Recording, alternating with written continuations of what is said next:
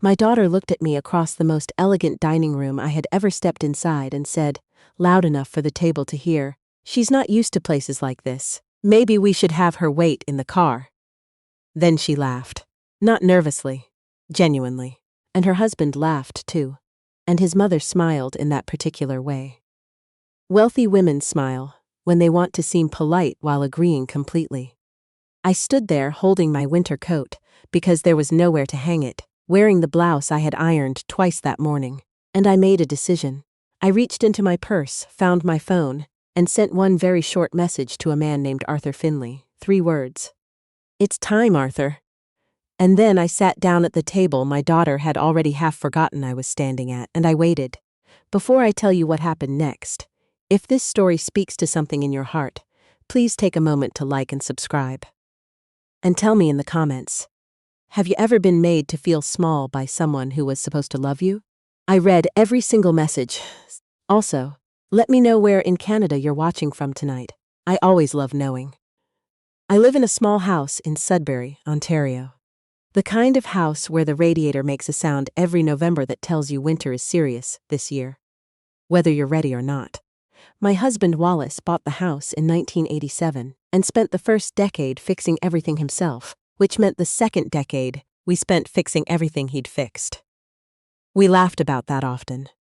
Wallace had enormous hands and genuine intentions and absolutely no talent for plumbing.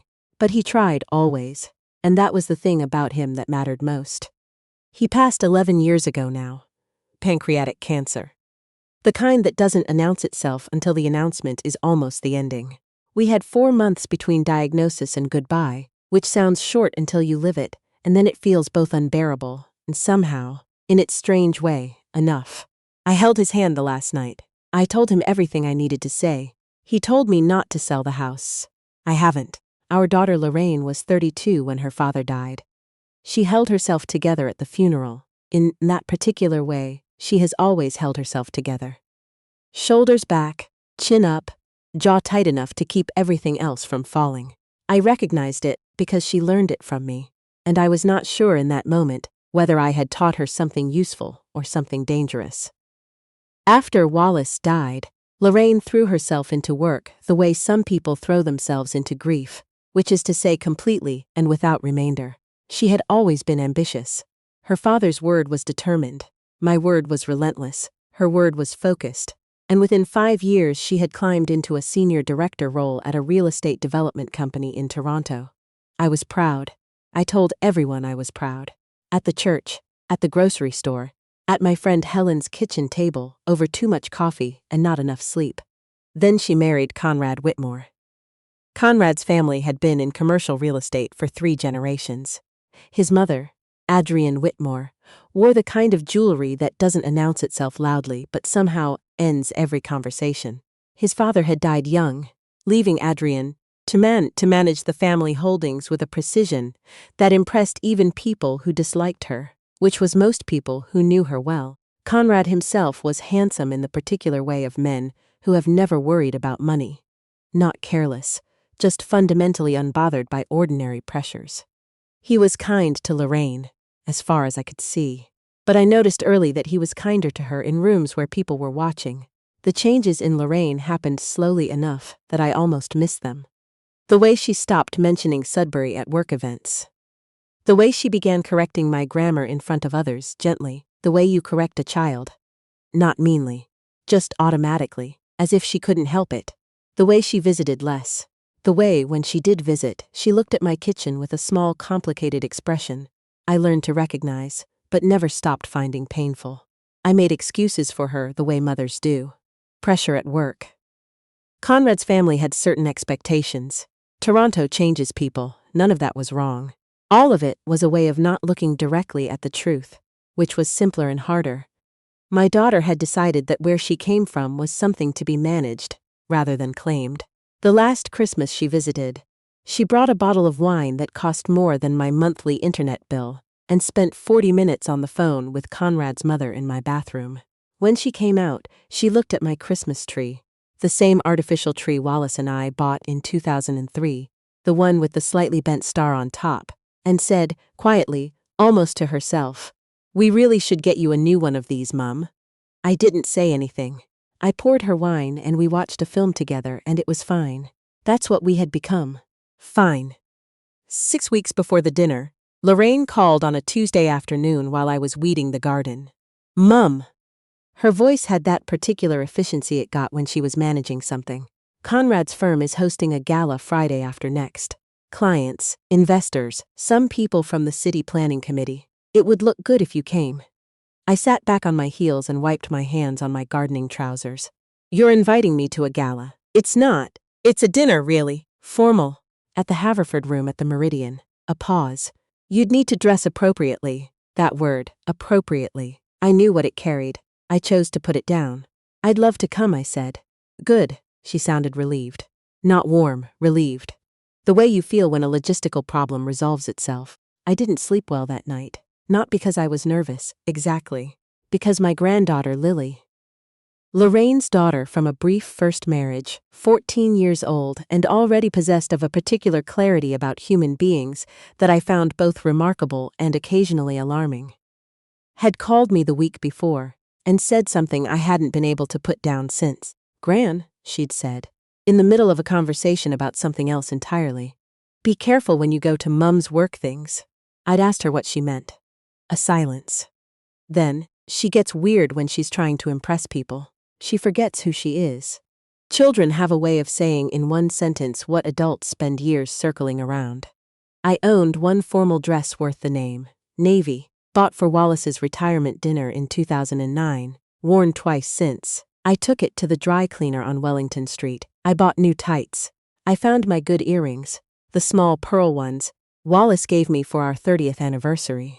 In the box where I keep things I don't want to lose. I polished my black heels with a cloth at the kitchen table, the same way my mother taught me, and told myself that was enough because it was. The morning of the gala I took the train to Toronto. The city always strikes me as existing at a slightly different speed than everywhere else, urgent in a way that makes ordinary life feel like it's been left behind deliberately. I arrived at Lorraine's building, left my overnight bag with her doorman, and changed in her guest bathroom. When I came out, Lorraine looked at me.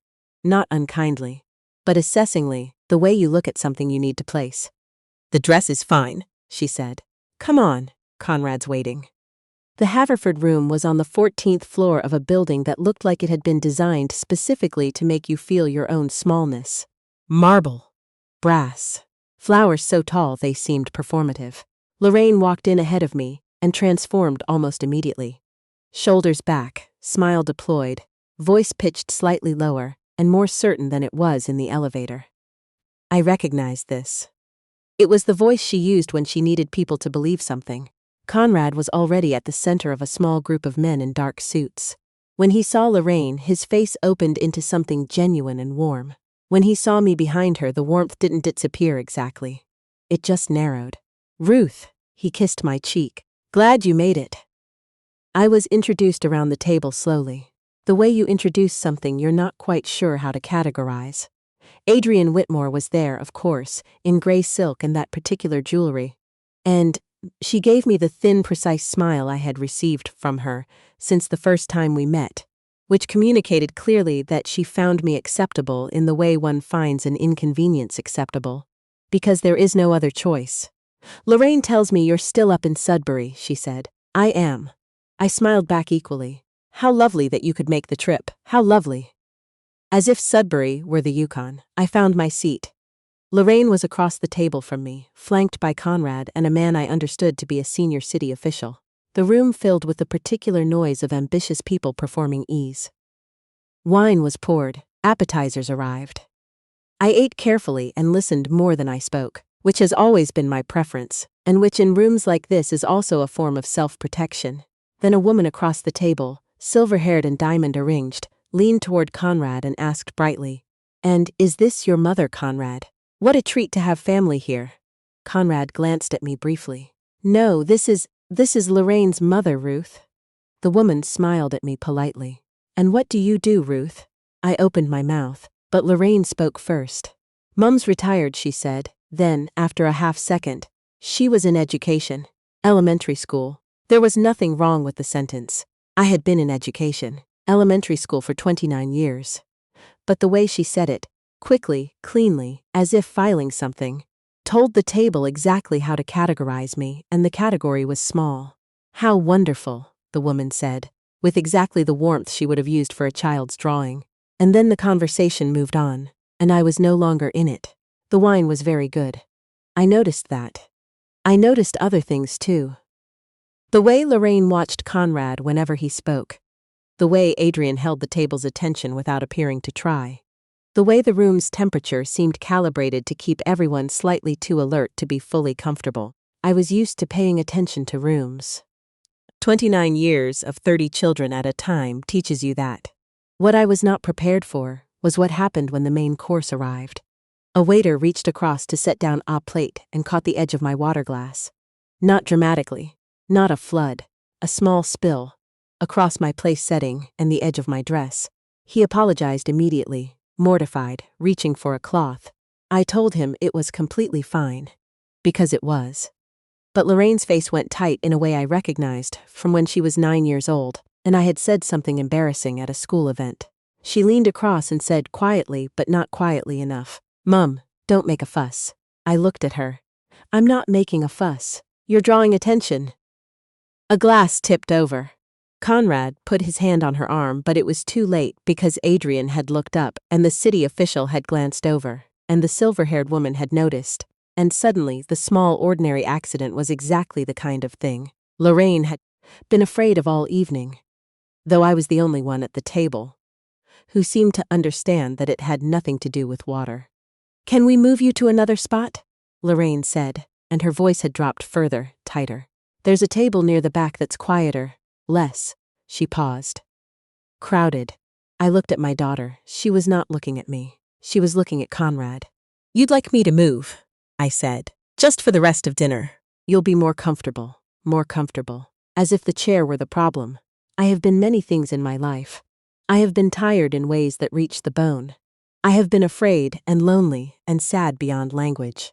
But sitting at that table, in that dress that Wallace would have called beautiful, and my daughter had catalogued as fine, being asked to move to a quieter corner so I would stop existing where the important people could see me. That was something particular. That was the moment something inside me that had been patient for a very long time stopped being patient. I didn't raise my voice. I didn't argue. I stood up, picked up my bag, and I said to Lorraine, clearly and without heat, "All right." And I walked to the smaller table near the window, and I sat down, and I took out my phone, and I sent the message to Arthur Finley. Arthur Finley had been Wallace's accountant for 22 years, and my accountant for 11. He was 71, retired from active practice, but still sharp enough to make people half his age feel slow. And he was the only person outside of my own head who knew the full truth of what Wallace and I had built quietly over 4 decades and kept almost entirely to ourselves. We had not been wealthy in any obvious sense. Wallace was a civil engineer. I was a teacher. We lived in a house with a temperamental radiator and an artificial Christmas tree with a bent star. We drove sensible cars and took holidays that involved driving distances rather than airports. But Wallace had been careful with money, in a way that looked like frugality from the outside, and was actually something closer to strategy. And the land his father left him outside Sudbury in 1994 had tripled in value when the city expanded. Another message arrived, and Wallace had made 2 investments in the early 2000s that he never mentioned to almost anyone, because he thought discussing money was vulgar. And 22 years of Arthur Finley's careful management had turned what looked like a schoolteacher's retirement into something considerably more substantial than that. Lorraine knew we'd been comfortable. She did not know how comfortable, and she did not know. Because I had deliberately not told her, because I had wanted her to build her own life on her own foundation, and not on the expectation of ours, that the charitable foundation Wallace and I had established quietly in 2016 had funded, among other things, a literacy program in 43 Ontario elementary schools, a bursary at Lorraine's own alma mater, and a significant endowment to the Community Arts Center in Sudbury that had been named, with my permission and to my perpetual slight embarrassment, the Wallace and Ruth Pemberton Cultural Fund. Arthur replied in under 2 minutes. "On my way." 20 minutes. I sat at the small tables near the window and drank a glass of water and looked out at the Toronto skyline, going amber in the autumn evening, and thought about Wallace. He would have hated tonight. He hated rooms where people performed for each other. He would have eaten too fast and then suggested we find a diner somewhere. He would have made me laugh on the drive home. I missed him the way you miss a specific weight beside you, not abstractly, but bodily, the absence of something solid. The waiter who had tipped the glass appeared at my table. He looked anguished. "Ma'am, I'm so sorry. Genuinely, please don't be," I said. "It was nothing." He hesitated. "Can I bring you anything?" "Tea, if it's not too much trouble." He smiled, relieved, and went. Small kindnesses are not nothing. I have believed that for 68 years, and the belief has not wavered. 15 minutes later, I noticed the shift in the room before I could see why. Waitstaff straightened. A manager moved quickly toward the entrance. And then I saw Arthur, trim, gray-suited, entirely unbothered by the room's grandeur, in the way of people who have attended many grand rooms on other people's behalf, speaking with the event coordinator near the door. Then the event coordinator looked up, across the room, directly at me. Then she looked at Lorraine's table. Then she walked back to the event manager, and they had a brief conversation, and the event manager's face went pale. Arthur approached my table and sat down across from me. He looked at my dress and at the water stain, and his expression went through several things quickly before settling into controlled calm. "Are you all right?" he asked. "I'm fine," I said. "Thank you for coming. You've never used that message before." "I know." He set his briefcase carefully on the empty chair beside him. "The event manager knows who you are." Arthur glanced toward the man, who was now speaking quietly into an earpiece, reorganizing his understanding of this evening. Across the room, I could see Lorraine laughing at something Conrad had said. She had not looked toward my table since I'd been moved. Then the event manager arrived at my table, and he was followed by a woman I recognized, Genevieve Beaumont, who directed the Meridian's corporate hospitality division, and whom I had met twice before at foundation events. She was 40-something and capable and deeply professional, and the second she saw me, her face went from brisk to genuinely dismayed. "Mrs. Pemberton." She placed her hand briefly on mine. "I had absolutely no idea you were here this evening or in these circumstances. I am so sorry." I told her there was no need. "There is every need," she said quietly. "Would you be more comfortable in our private reception room? Please." I was aware of the room shifting attention. Wealth is a language people read fluently even when they can't name the grammar, and suddenly the grammar of the room had changed. Lorraine had looked up. I watched her expression move through confusion, then discomfort, then something harder to read. The beginning of understanding, maybe. That the equation she had been solving all evening contained a variable she hadn't accounted for. She stood. She was at my table within 30 seconds, Conrad half a step behind her. "Mum." Her voice was careful now. "What's going on?" "Genevieve was kind enough to offer the private room," I said. "It's quieter." Lorraine looked at Genevieve. "I'm sorry, do you two know each other?" "Your mother is one of the Meridian Foundation's most significant community partners," Genevieve said. Her tone was professionally neutral and entirely clear. "We were honored to host the Pemberton Fund anniversary reception last spring." Conrad blinked. "The Pemberton Fund." Arthur set his briefcase on the table and opened it with a small, precise click. Lorraine looked at the briefcase, then at Arthur, then at me. "Mum, what is this?" "This," Arthur said pleasantly, "is the part where things become clearer." The private reception room was quiet and paneled in pale wood, with wide windows and chairs that were actually comfortable. Genevieve arranged tea and excused herself with discretion. I appreciated. Arthur set his documents on the low table between us. Lorraine sat across from me, with the expression of someone who has just discovered that the floor is not where she believed it to be. Conrad sat beside her. He had gone quiet in a way I found more genuine than his charm had been. Lily. I hadn't seen her slip into the room. But of course she was there. Lorraine had brought her to wait with the coats, and she had simply followed the current of the evening.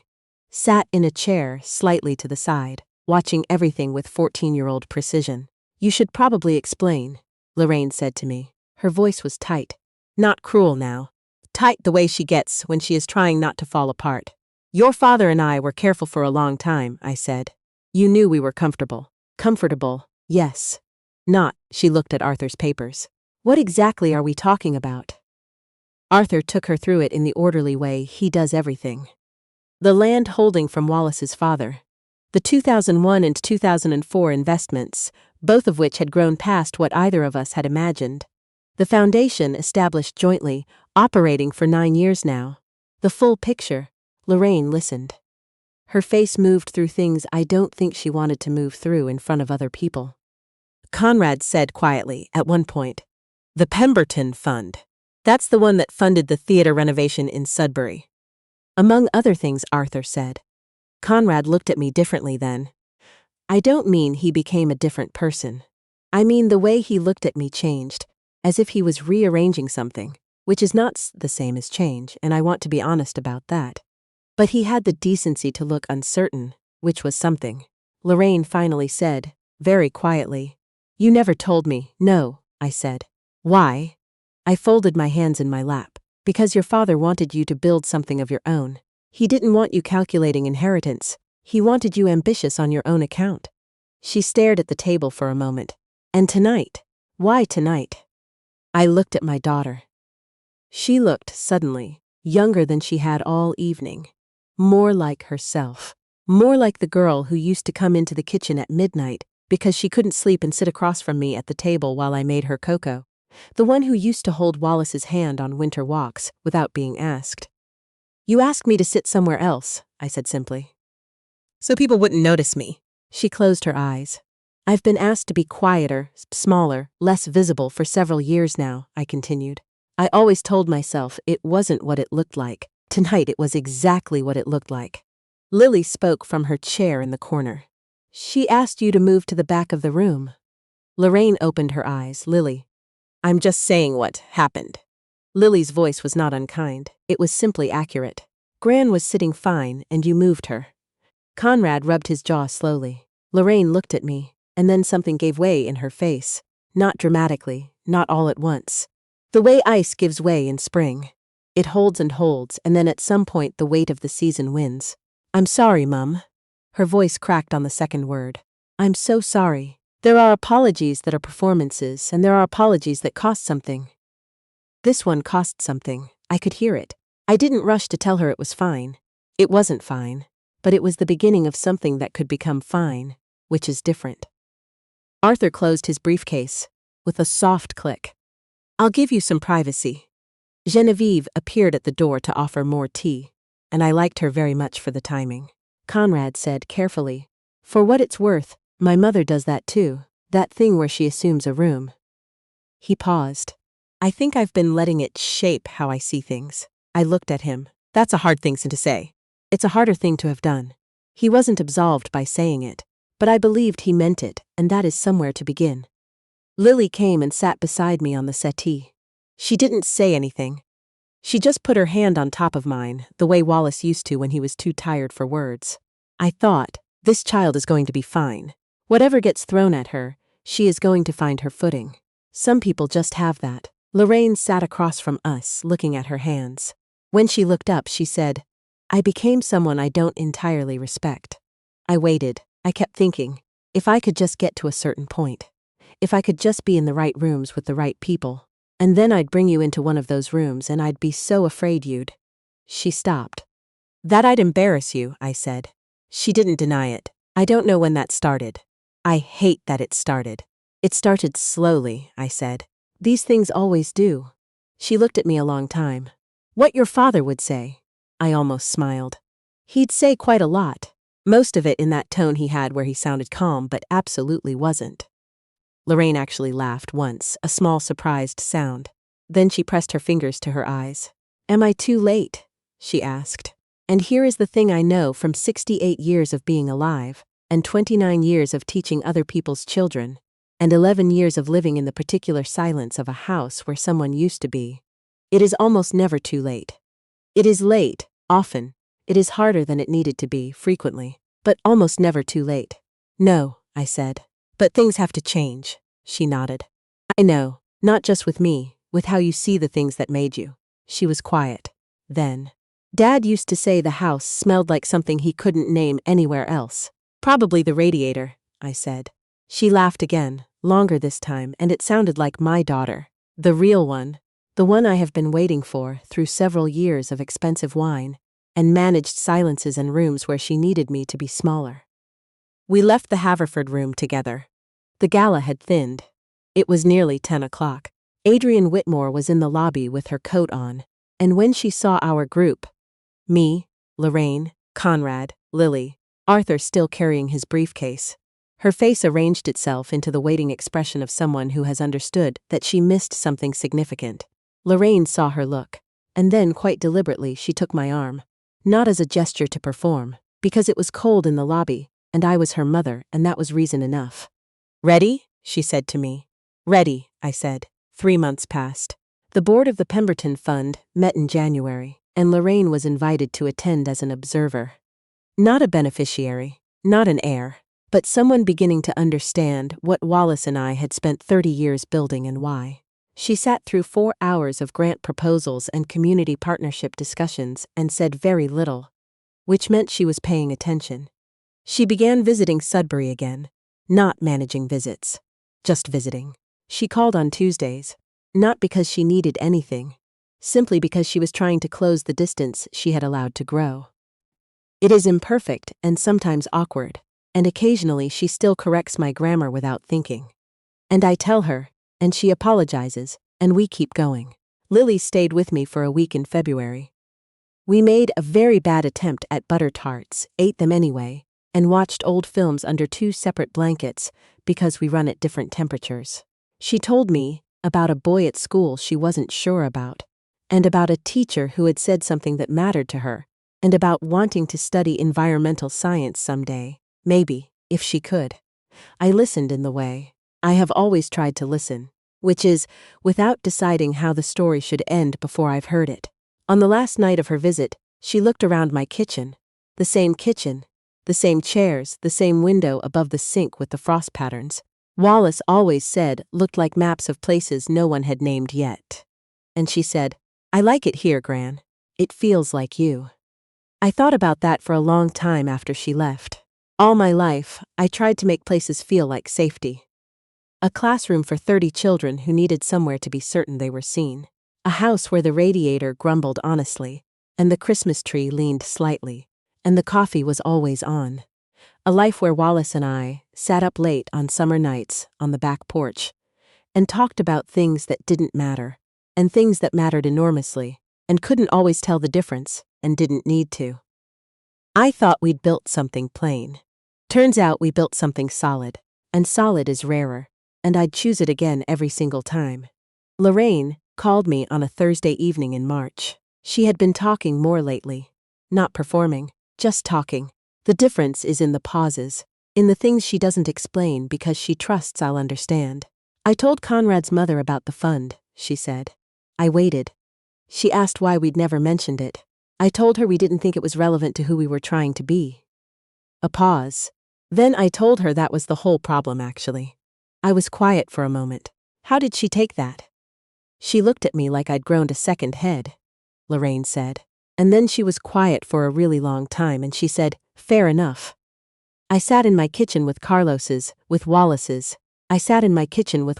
mug of tea cooling in my hands, and I thought, there it is. Fair enough. The beginning of something. None of it is healed yet. I want to be honest about that, because I don't think honesty does any favors by softening too fast. There are still evenings when I set the table for one and the house is entirely quiet, and I miss Wallace with a grief that doesn't diminish so much as it integrates, becomes part of the architecture of daily life. There are still moments when I wonder what I should have said earlier, should have required sooner, should have named instead of quietly absorbed. But Lorraine is trying. I can see the trying.